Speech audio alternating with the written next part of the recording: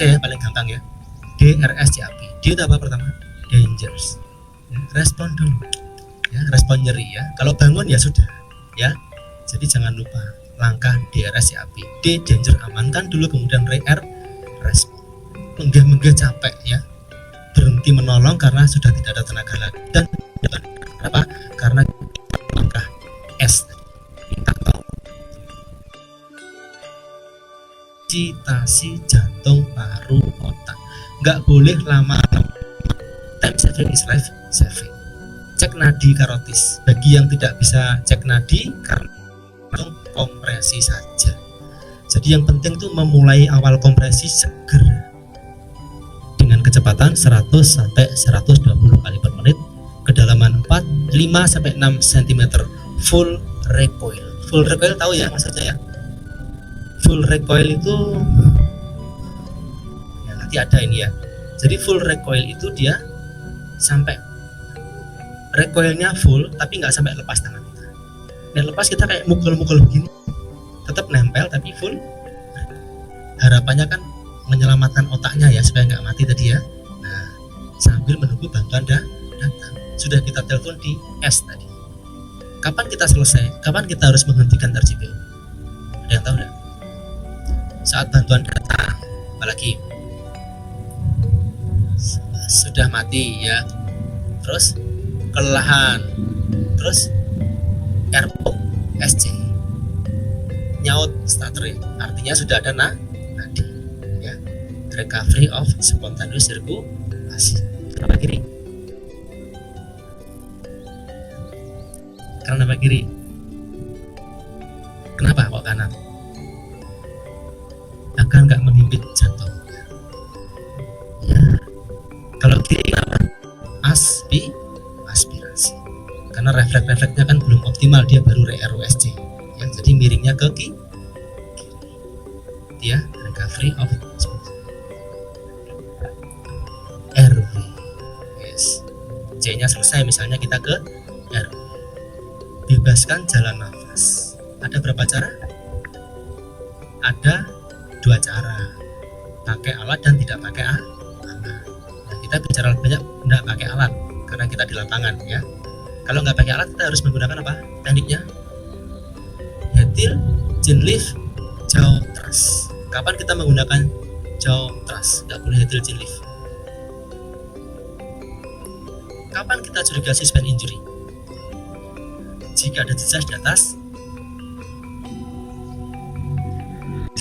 klavikula.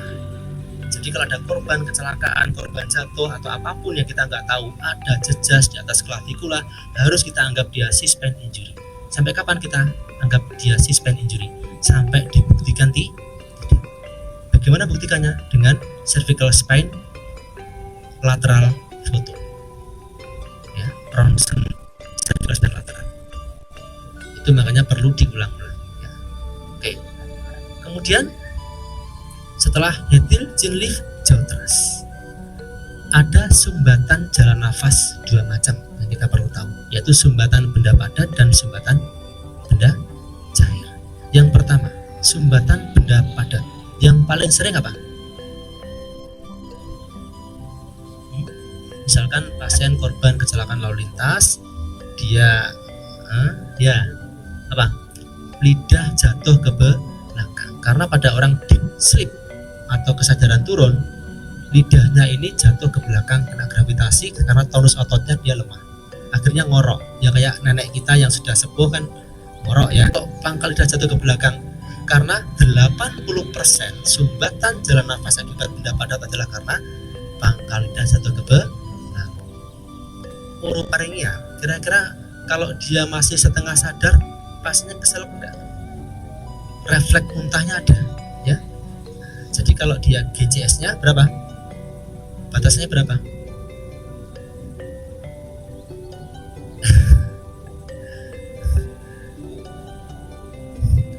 Dibantu Sen.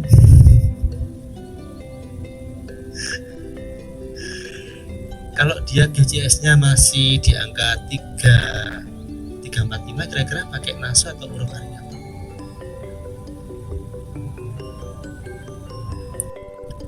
Kalau oropharyngeal tube dia akan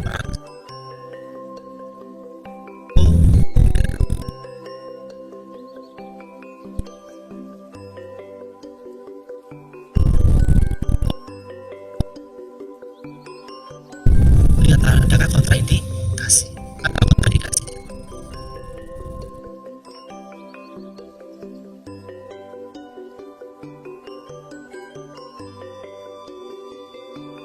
Kan orang kecelakaan kan kita nggak tahu ya benturannya sejauh mana.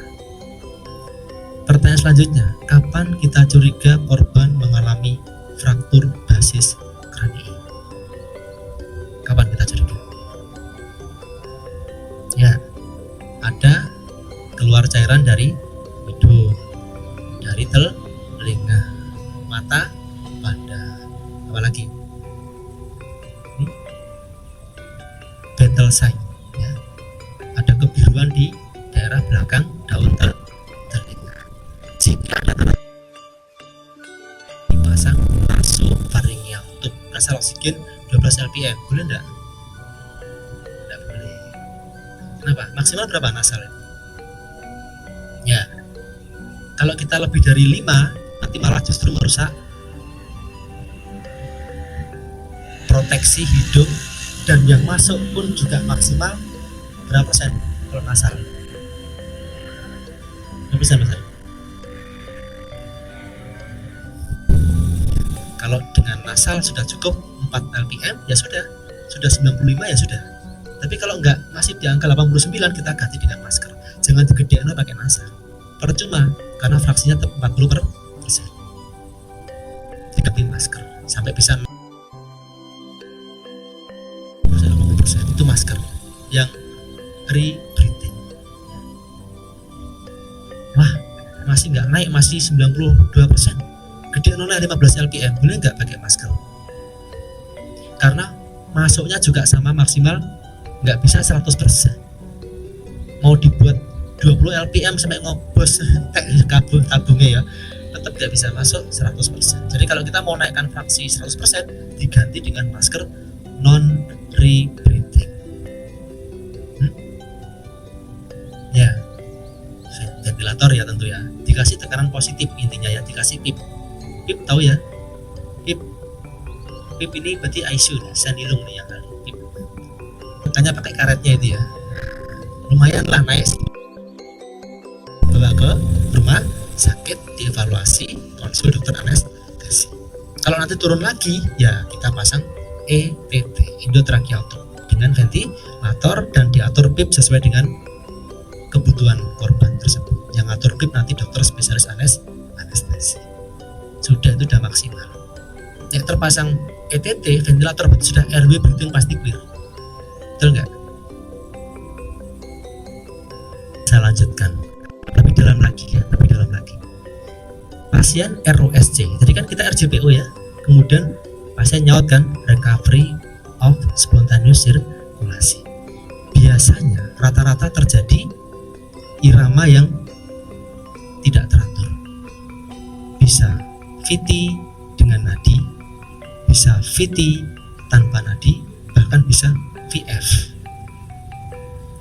VF tahu ya?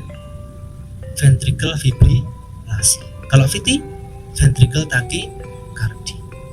Kalau VT dengan nadi, diapakan? Iramanya VT. Ada monitor kan, tadi sudah datang bantuan ya. Mau masuk ambulan, VT. Apa yang kita lakukan? Cek nadi dulu. Kalau VT dengan nadi, berarti jantungnya masih berdetak, meskipun dia VT. Nek masih berdetak berarti apa? Maksudnya darah masih mengalir. Jadi gini, teman-teman ya, putih teraba, branchialisnya teraba, tensi sekitar 60 palpasi. Nek 70 tercapai sampai sini, 80 tercapai sampai sini. Kalau cuma 60 mm Hg, hanya sampai di sini aja tercapai. Artinya apa? Kalau kita cek nadi radialise, branchialise kesuwen kan, makanya langsung nadi karotis. Nek sini masih kedetek, berarti darah masih mengalir. Berarti kita nggak perlu RJPO. Kalau VT dengan tanpa nadi, berarti jantungnya begini. Jantungnya gerak karena ada iramanya ya, tapi tidak ada aliran darah. Maka lakukan kompresi, RJPO ulang meskipun udah ROSC, VT tanpa nadi, RJPO ulang. Kalau VF ya RJPO ulang karena VF itu pasti tanpa nadi. Ada nggak VF dengan nadi? VF nadinya ada. Nama VF nadinya ada. Setahu kita tidak pernah ada. Ya, sudah paham ya bagaimana cara menerapkan first aid. Mulai dari apa tadi? DRSC, AP, dangerous, amankan, R respon, shot, minta tolong, C kompresi, jangan lama-lama. Ya, time saving is life saving. Cek nadi kalau bisa, kalau nggak bisa kompresi langsung. Ya, jika kompresi nyaut maka ke RW breathing, bebaskan jalan nafas. Pakai alat dengan naso atau orofaringeal, tanpa alat dengan jaw thrust, head heel, chin lift. Kapan pakai jaw thrust? Jika ada suspend injury. Kapan kita juga suspend injury? Jika ada suspend clavicula. Kapan kita menggunakan nasofaringeal tube? Kapan menggunakan orofaringeal tube? Kalau GJS-nya rendah kita menggunakan orofaringeal tube. Kalau GJS-nya belum masih di angka 3, 4, 5 kita menggunakan nasofaringeal tube. Tapi nggak boleh kalau ada curiga fraktur basis krani. Kapan kita curiga fraktur ini? Jika ada perdarahan pada hidung, telinga, Bettelsheim, mata panda. Setelah itu kita ke RW, terus breathing. Masih ada waktu, saya akan sampaikan terkait triase ya.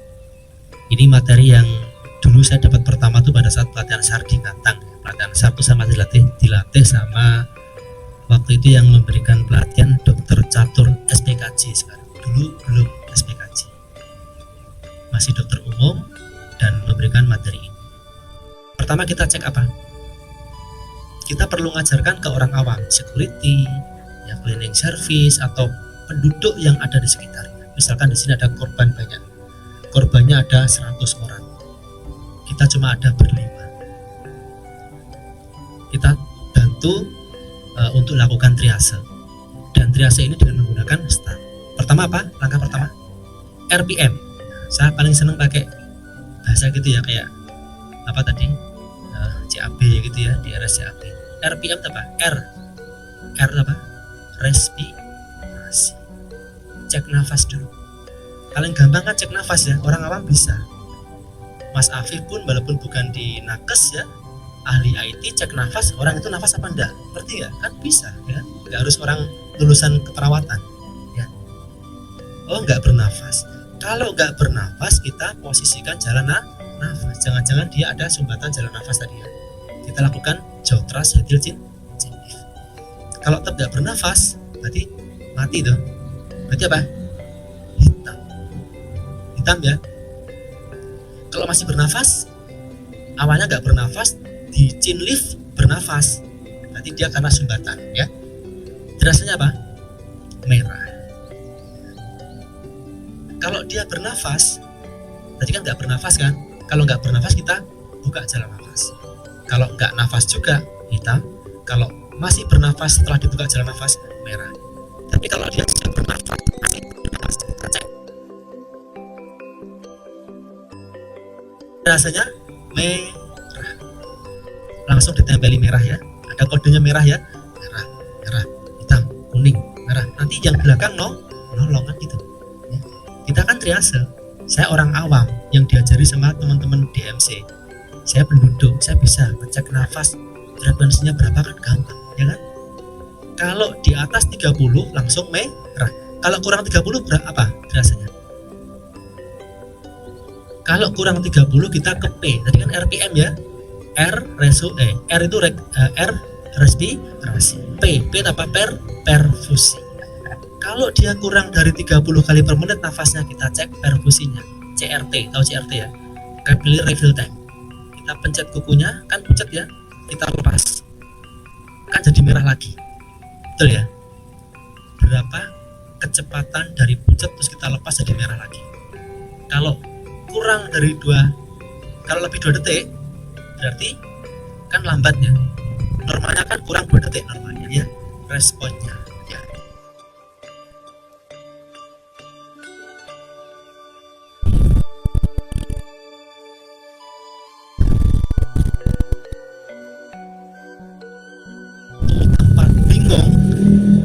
triasenya merah. Ini M ya, RPM. R respirasi, P perfusi, M mental status. Kita cek, diajak ngobrol. Kalau bingung belambiar, merah dia. Berarti ada gangguan oksigenasi juga di otak. Jadi harus ditolong segera. Merah. Kalau dia jelas, ya ini di Ratawati Mbak Banjarsari, ini malam hari. Kuning. Ya, dulu kalau nggak bernafas buka jalan nafas. Kalau nggak nafas hitam. Kalau nafas merah. Kalau RR lebih 30 langsung merah. RR kurang 30 cek perfusi. Lebih 2 detik merah. Kurang 2 detik cek mental status, aja ngobrol. Belambiar merah. Jelas baru kuning. Jadi kuning itu paling akhir kita menentukan triase. Terus yang hijau gimana? Yang hijau kita suruh pindah tempat. Jadi kalau ada korpos kita woro-woro, Bapak Ibu, adik-adik semuanya, bagi yang bisa berpindah tempat, segera pindah ke sebelah sisi kanan. Kita akan segera tolong.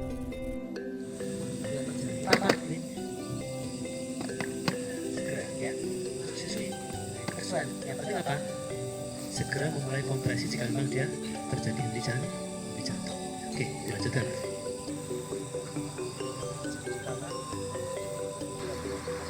Ya.